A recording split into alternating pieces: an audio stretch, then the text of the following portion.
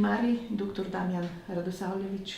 Poglejte, zadnja leta se ob vprašanju medicine pojavlja veliko zadreg in pa kar negodovanj, ne? Je pa res, da vse vlade po vrsti ne uspejo nikakor urediti nekih razmer, javnost kot uporabnik zdravja pa postaja tako rekoč že alergičen na probleme, ki se seveda pojavljajo z javnim zdravstvom. Je pa zadnje mesece se pa videlo, ne, kakšne preboje vi zdravniki seveda delate recimo na področju razvoja medicine. Kako vi zdravniki doživljate recimo te razmere?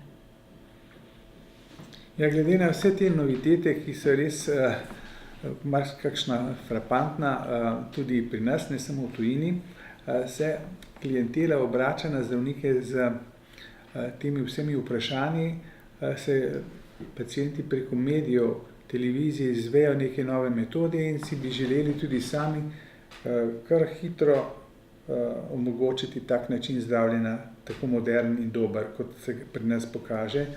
V zadnjem času zanimivosti, naprimer na plastični kirurgiji, ko so pokazali to rekonstrukcijo nosu po procesu na nosu in potem po odstranitvi in rekonstrukciji samega takega organa. Pa tudi druge take podobne zadeve. Recimo, če govorim z aspekta ortopedov, kjer smo mi začeli z temi metodami, kar se tiče obnove hrustanca, seveda je bilo kaj hitro 1000 vprašanj in kako naj bi se pacienti pozdravili s to najnovejšo metodo, tako da je bil pa takrat, ko smo to začeli. Zato me zanima, ne, kako je vam uspelo. Vi ste bili takrat eni prvih in ortopedijo ste pripeljali zelo visoko, stroko kot tako. Ja, to je res. Mi smo pričeli s to metodo obnove hrustanca že pred 20 leti. Moram povedati, da smo bili med prvimi na svetu in to je rezultiralo, da so pacienti to izvedeli in so vsi želeli po tej metodi zdraviti na ta način. Vendar takrat je bilo omogočeno preko nekega projekta le 20 do 30 pacientov, ki bi se lahko zdravili po tej metodi, ki je bila takrat dokaj draga. Vendar ta metoda je imela tudi nek ekonomski izračun. Skratka, če se gre, da se hrustanec, naprimer v kolinskem ali kolčnem sklepu, pozdravi s to metodo, v tem primeru odpade operacija, ki bi ga sicer čakala, to pa je endoproteza kolka ali pa kolena. In tukaj se je cost benefit, Angleži in Amerikanci to vse so zračunali, da kako je tudi ekonomsko pozitivno, ne samo strokovno, da se obnovi ta hrustanec. Tako da mi smo bili dokaj zgodni, kar se tiče teh diagnoz in terapij. Tako da moram reči, da sem bil jaz sam prijetno presenečen, ko sem bil povabljen v Avstrijo, da prezentiram to novo metodo Avstrijcem na njihovem letnem kongresu, kjer so imeli oni v navadi vsakič povabiti enega tujega predavatelja. Tako da, glede na to, kako smo si mi, Slovenci, Avstrijci, naše relacije so znane, sem bil jaz prav počaščen, da sem lahko povedal neke nove metode v medicini.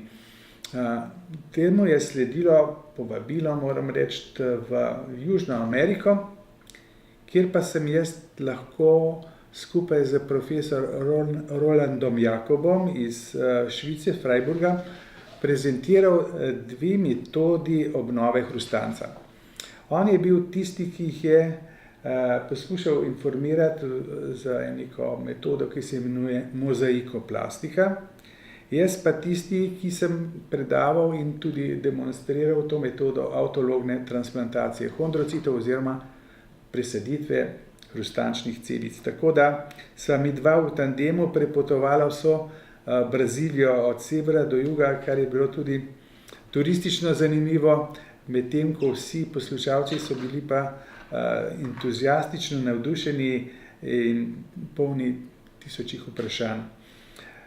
To je tudi en dokaz, da je bil ta korak v razvoju naše ortopedije dober, kjer smo tudi dobili potrditev v tujini.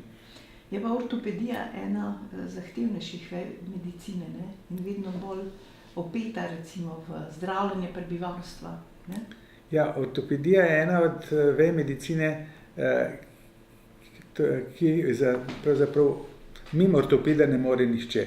Saj mi praktično že pri dojenčkih pregledujemo dojenčke, kar se tiče njihovih kolkov, ali gre za kakšne displazije kolkov. In tako vsakogar kdaj boli tudi križ, tako da je ortopedija vezana skozi vse življenje s svojo problematiko, tako da mimo ortopeda težko, če se kdo izmuzne.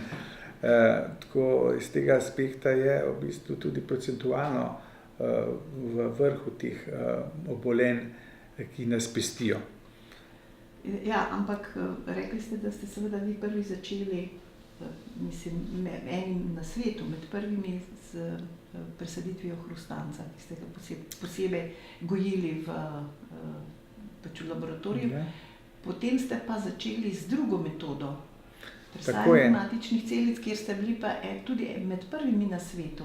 Tako je, mi smo nekako do leta 2014 polagoma to prvo metodo opustili, saj se je pojavila nova metoda, kjer smo z mezenhimskimi matičnimi celicami poskušali pozdraviti poškodovan hrustanec. Predvsem profesor Drobnič v naši kliniki je med prvimi, ki je to nekako uvedel, to metodo. Tu pa gre za princip, da pacient da svojo kri, iz katere mi izločimo te matične celice z metodo raznih centrifug in te celice reimplantiramo, vbrizgnemo bodisi v sklep oziroma na nekem nosilcu in ga namestimo na mesto, kjer ta hrustanec manjka oziroma je poškodovan. In ta metoda daje obetavne rezultate. Moram povedati, da v primerjavi z prejšnjimi metodami je morda še prezgodaj, da bi jih ocenjevali na vagi, tehtnici, katera je boljša, ampak z gotovostjo je perspektivna tudi v drugih vejah medicine. Saj bi poenostavljeno povedal, da te matične celice, kjerkoli se pač pojavijo, se prilagodijo in popravijo tkivo, kamor jih mi implantiramo. Tako, na primer, se znajdejo v tem miljeju, kjer so inicirane ali pa implantirane in popravijo vso škodo. Teh celic imamo in mi po rojstvu ali pa tudi tekom življenja kar nekaj, vendar z leti nekako število teh celic upada. In te celice se borijo proti vnetju, proti tumorjem, proti vsem tem noksam življenja, vendar jih je vse s starostjo manj in manj. Tako da z tem pripravkom, ko jih izoliramo iz krvi in reimplantiramo, iniciramo tam, kjer jih potrebujemo, tam, kjer je tisti organ bolan, opažamo neverjetne rezultate, kar se tiče regeneracije in obnove tistega organa. Tako bi bilo zelo pomembno omeniti pri nas v Ljubljani en projekt mednarodni, ki še traja, mislim, da še traja na kardiologiji, kjer so te matične celice inicirali v področje poškodovane srčne mišice. In s to metodo so pričakovali, da se bo mišica regenerirala, ponovno obnovila in se bo s tem mišična moč srca skratka regeneriralo, obnovilo. Vendar ni bilo povsem tako. Morda tukaj strokovno jaz nisem pač tega področja, ampak bilo je rečeno, da je pač prišlo do neverjetne rašče žilja te regije, kar je s tem tudi prehranilo ostalo srčno mišico in tudi dalo nek rezultat, ki pa ni povsem tak, kakor bi se morda želelo pričakovati, da bi se mišica stvorila. Ampak to podobno metodo z gotovostjo so uporabili tudi na drugih organih, ne? In mislim, da ima perspektivo neverjetno. Koliko pa recimo uradna medicina kot taka, ne? Recimo v Sloveniji sprejema te novosti, v svojo doktrino recimo zdravljenja? To je pravzaprav neke zadevščine so praktično prinešene iz nekih centrov, kjer se neke novitete pojavijo in poskušamo slediti razvoju medicine. Tako da velikokrat kolegi obiščejo take ustanove, kjer se naučijo novih metod in jih poskušajo prinesti domov k nam v Slovenijo. Tako da to je eden od principov. Drugo je pa kar nekih takih naših avtohtonih izvirnih variant, ki pa to niso zanemarljive.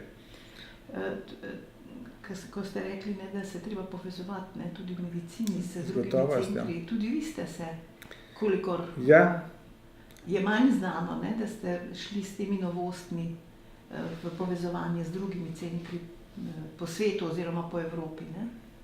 ja, pravzaprav te vse povezave, kar se znanosti tiče, se nekako srečujejo vsi ti strokovnjaki na nekih kongresih, svetovnih ali lokalnih. Tako, kar se tiče teh hrustančnih celic, je znan ta svetovni kongres za obnovo hrustančnih celic, kjer smo se srečevali z raznimi strokovnjaki, med drugimi tudi s temi izumitelji te metode transplantacije hrustanca. S temi izumitelji smo se kar večkrat videvali in tudi spoprijateljili se, so tudi oni opazovali naše variacije te iste metode. Na naših kongresih so bili vedno povabljeni kot predavatelji, kot gostje in neka taka povezava in sodelovanje rojevajo tudi neke nove, dobre rezultate ali pa raziskave, tako da smo tudi z njimi v soavtorstvu objavili nekaj člankov v prominentnih revijah v svetu, s tem tudi hkrati tudi dokazovali našo razvojno pot. Neverjetno, ne? Mislim, kako ste ortopedija, ne, naredili en tak puš, rečemo, preboj, ne, v zdravljenju. Primarno pa me zanima,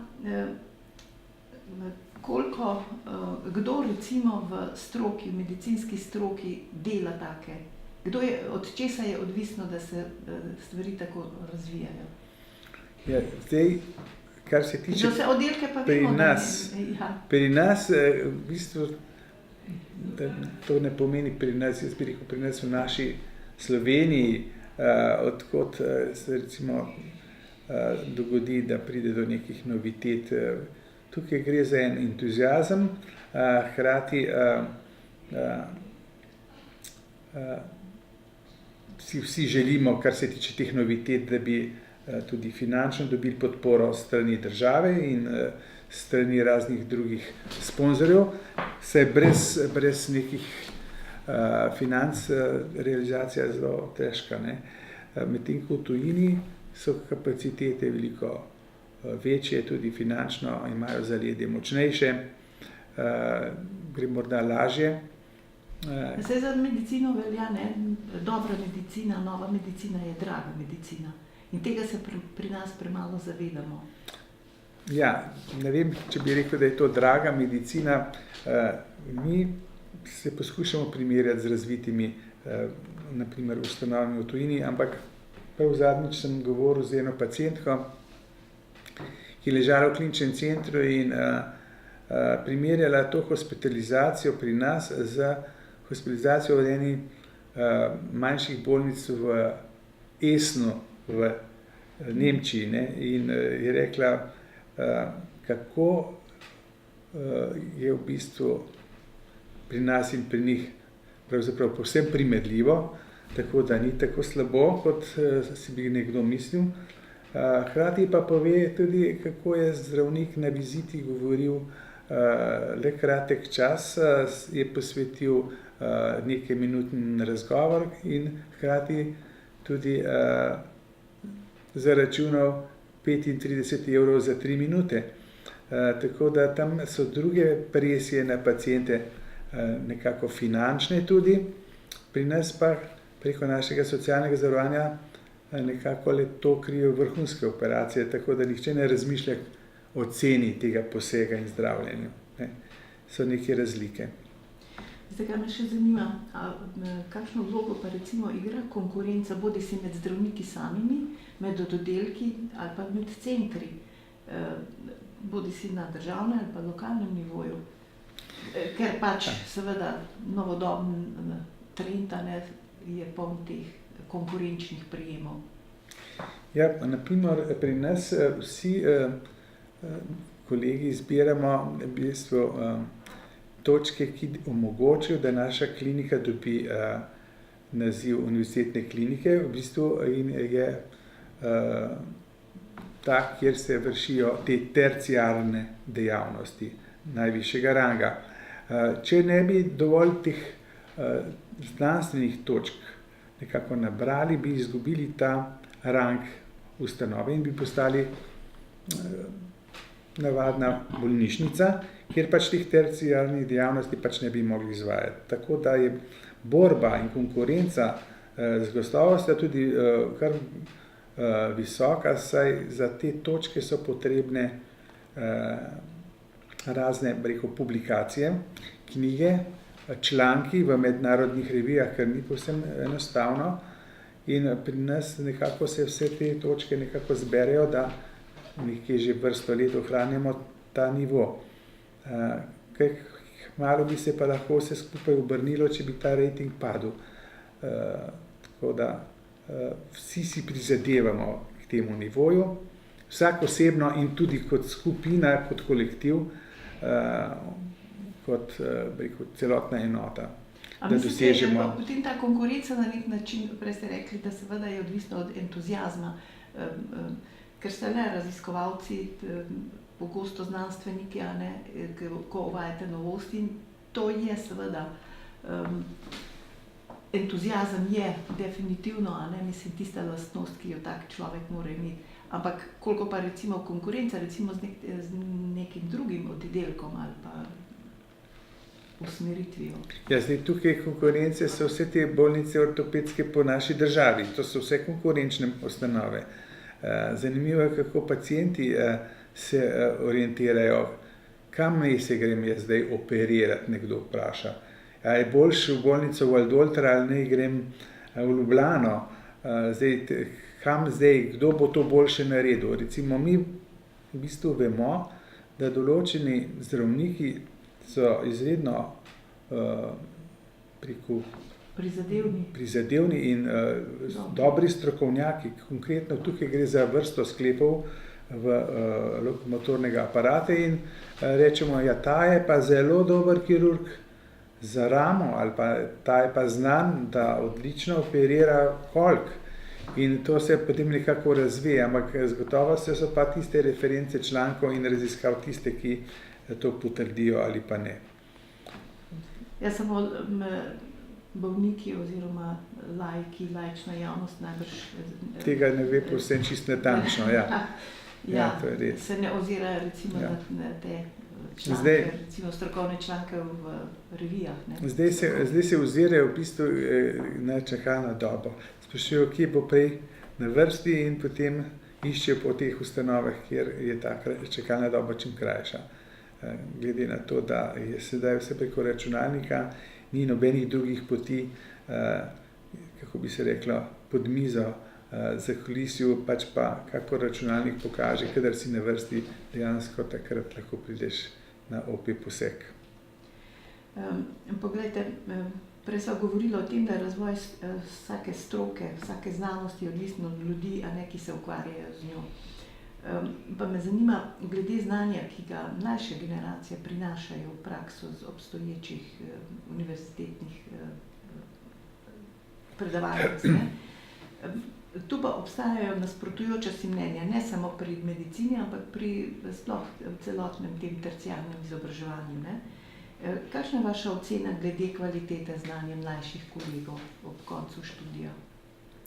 Ja, jaz poskušam sebe primerjati v tisti fazi moje generacije in moram v primerjavi z tisto generacijo nazaj povedati, da imajo izredno visoko znanje, tako da mislim, da smo na dobri poti za perspektivo. To govorite samo za vaše? Govorim za vse mlajše generacije, ki prihajajo na specializacijo ali pa bodi si v službo, kakorkoli si že bodi, so izredno dobro educirani. Vrhunsko. In še posebej bi rekel, mogoče je več teh mednarodnih izmenjav. Oni so že preden končajo fakulteto, že v tujini, v povezavi s študentskimi organizacijami, že tam dosežejo neke informacije visokega nivoja in moram povedati, da je njihovo znanje res zavidanja vredno. Se tudi potem v praktičnih, recimo, programih tako uveljavljajo, ker pravite, da imajo izjemno tak opus znanja. Ja, zdaj te časi so se nekako spremenili. Sedaj ti mladi, sposobni kolegi prihajajo z velikimi ambicijami in se lotijo kar v štartu že znanstvenega dela v smislu neke doktorske dizertacije, kar nekoč pravzaprav ni bila taka pot uveljavljena, sedaj je pa to kar pogosto za videti, kar v bistvu rezultira tudi kasnejše raziskave v tej veji znanosti kot ugodno. Kar se tiče pa rutinskega dela, zgotovo se tukaj pa potrebuje, kako bi rekel, enostavno kilometrino, ki pa tudi da rezultat. Zgotovo se v prvem koraku ne lotevajo zahtevnejših operacij, ampak so na dobri poti, da to realizirajo s časom. Pa so opremljeni s takim entuziazmom, kot ste vi rekli, da ste vi takrat, ko ste začeli, s temi novostmi, res med prvimi v svetu. Tako je zdaj pravzaprav torej želje njihove za vsakogar so doseči nek nivo dobrega znanja v medicini in pa tudi morda kakšne novitete ali pa izboljšave, dosežki, ki bi si jih lahko tudi pripisal sebi sam. Vendar v tem razvoju medicine je to zelo težko. To je tako obširno področje teh raziskav, da vem, ko sem jaz z kolegi raziskoval nekaj novejšo varianto aplikacije teh celic v kolenski sklep, smo se zmislili, ta naša ekipa, da bi mi te celice označili z feromagnetnim markerjem. To pomeni, da bi te celice prišle in se zbrale na točko, kjer je magnet prisoten. In to bi bilo zelo poenostavljeno, te celice, take magnetne celice inicirati v sklep in vse bi prišle na pravo mesto, to pomeni na tarčo magneta. No in mi smo bili vsi navdušeni in potem eden od teh mladih entuziazov in pridnih študentov je rekel, kolegi, nekaj moram vam povedati, da to so Japonci že pogruntali. Tako da smo v bistvu nekaj odkrili, kar je bilo že odkrito. V tem breku našem entuziazmu smo naleteli v bistvu na slab rezultat, ker je bil že odkrit. No, ja. Ampak tako se dogaja, take stvari večkrat, tudi zdaj, recimo, če gledamo čisto zgodovinsko, kdo je to prvi odkril in kje je bilo kaj odkrito, je v literaturi so taka nasprotja, naprimer, več avtorjev za isto iznajdbo se pojavlja v literaturi, ampak nisem mislil, da je to. Kar se tiče ampak je to recimo v znanosti se pa to dogaja pogosto. Mislim. Še eno vprašanje, ki se pojavlja seveda morda bolj obrobno, pa ne samo v medicini, ampak v vseh strokah, ker gre za feminizacijo določenih poklicev, kar postavlja nekako posebne vprašanje. Mnogi opozarjajo, da se tu dogaja zanimivo tudi v medicini. Kakšno pa vaše mnenje? Ja, to je v medicini je več žensk kot moških nekako konča medicino. Sam v tej feminizaciji ne vem, meni se zdi, ne vem natanko, da glede na ta pojav se je nekako govorilo, da bi se to razmerje nekako uravnovesilo. Ne vem, kje smo zdaj danes, ampak še vedno bi rekel po številu več zdravnic, kako zdravnikov. Recimo šolstvo je pa tak primer, kjer je pa tako rekoč skoraj da, zlasti na nižji stopni. Kar opozarjajo recimo te razvojni psihologi, da seveda ni dobro. Sigurno velja neko ravnotežje. Je pa res zdaj, pa to z čisto drugega področja, kar se tiče enakosti med spoloma, kar opažamo, kako je v tujini s tem in kako je pri nas nekako občutek, da so več ali manj enakopravnost dokaj izrazita v primerjavi z zapadnimi državami, kot so Nemčija ali pa Amerika, kjer v bistvu ni tako uravnoteženo, kakor pri nas ta enakost med spoloma, tudi v stroki katerikoli, saj tudi po plačah se razlikujejo bi rekel, kar pri nas ni tako, ne. To je res, ja. Primarij, kako vi vidite razvoj medicine, natančneje seveda ortopedijo prihodnosti? Pa me zanima, v katero smer bo šla medicina, kam se bo razvijala? Se bo to v ortopediji pokazalo kot večja potreba po odkrivanju novih načinov, novih postopkov regenerativne medicine, ali bo šel razvoj kam drugam? Jaz mislim, da so te matični ciljci ena od perspektiv za vse veje medicine. To je moje mnenje. Kako se pa pravzaprav ta medicina v ortopediji razvija, ki je praktično kirurgija, kjer je potrebna neka, rekel, čisto tehnično znanje, naprimer, kar se tiče rekonstrukcije kosti. Ugotavljamo, da se v zadnjem času pojavljajo računalniki, roboti, ki pomagajo pri operativnih posegih. S to robotiko se nekako natanko določijo koti in osteotomije, kjer ravnamo kosti, roke, noge, veliko bolj eksaktno, kakor do sedaj. To z gotovostjo bo dala boljše rezultate in se že uporablja. V perspektivi pa to samo še bolj pogosto, najverjetneje. Se pravi, da se morate povezovati, ne, tudi z drugimi Drugimi vejami se je treba povezovati z gotovostjo, tako kot smo mi pred leti s temi hrustančnimi celicami se povezovali z laboratorijsko dejavnostjo, kjer so v bistvu te celice v laboratorijih oni vzgojili, vzgajali. In ko sem jaz kot ortoped, bi rekel, manualni delavec razmišljal o nekih celicah, mi je bilo to povsem tuje. Potem, ko se je pa ta nova metoda pojavila, se pa nekako preko teh povezav sem se tudi sam podkoval na tem področju in educiral, kakšni so problemi v laboratorijskih tehnikah gojenja tkiv. Pa ste imeli možnost recimo tu najti laboratorij v Sloveniji? V Sloveniji smo se mi takrat obrnili na Zavod za transfuzijo, ki je pomagal z nam z svojo tehnologijo, ki je posedoval, in pa strokovnjaki.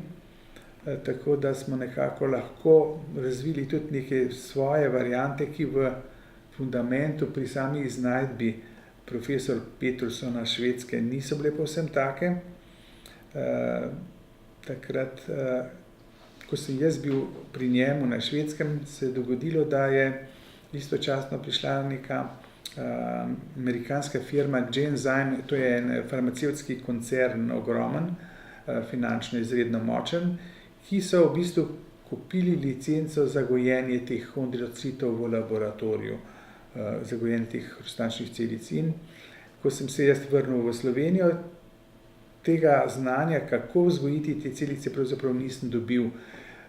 In smo nekako v sodelovanju z Zavodom za transfuzijo naredili svoje gojišče, tako da smo vzgajali te celice na avtolognem serumu pacientov samih, medtem ko so Amerikanci z Švedi skupaj gojili celice na kravjem serumu, kar pa je bilo v tistem času za nas še toliko bolj sprejemljivo, saj so se pojavile bolezni norih krav v tistem času in se je izkazalo, da je naša metoda veliko boljša. Čeprav te bolezni norih krav, moram reči, v Ameriki ni bilo toliko, kakor v Evropi. Tako da je bila to ena od variant, ki smo jo skupaj z Zavodom za transfuzijo realizirali v projektu, ki je bil v sodelovanju naše klinike in Zavoda za transfuzijo takrat pred 20 leti. To je zanimivo, ne? Mislim, kako ste orali ledino tako rekoč, ne? Kaj vas je pa recimo napeljalo na to, da ste šli to pot, iskati te nove stvari? Kot zdravnika, kot ortopeda? Kot zdravnika?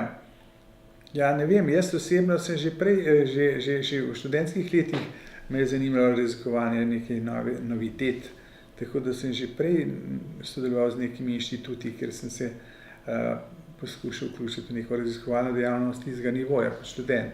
Naprimer sem bil na fiziologiji kot rekel študent, ki sem pomagal profesor Južniču v raznih njegovih raziskavah, tako da tudi kasneje vem, da sem dobil Prešernovo nagrado kot študentskega nivoja za neko raziskavo na celicah skupaj z mikrobiologi skupaj. No in takrat me je že taka neka novitete in raziskave so me že vlekle in se morda se je rezultiralo, kasneje, ampak mislim, da je kasneje ta rezultat bil čisto ta slučajnost, da ni šlo glih tako po takih korakih, kot zdaj pripovedujem. So bili pa kolegi takoj pripravljeni recimo iti v te projekte? Veste, kako konkretno tukaj, ko so se te celice pojavile, to je popolnoma neka nesprejemljiva zadeva za enega kirurga, ortopeda, kjer se žagajo in režejo in tolčejo kosti. Fizično mora biti ortoped kar močen, kondicijsko prav tako da je to težka kirurgija. In ob vsem tem, ko sem jaz takrat govoril o nekih celicah, so marsikateri je zamahnil z roko, pa so rekli, to ne bo nič, no, ampak se je kasneje izkazalo kot zelo obetavno. In tudi danes, recimo s temi mezenhimskimi matičnimi celicami, pa ne samo v ortopediji, tudi v drugih vejah znanosti je pa, mislim, narejen preboj in tukaj jaz osebno vidim perspektivo tudi v medicini.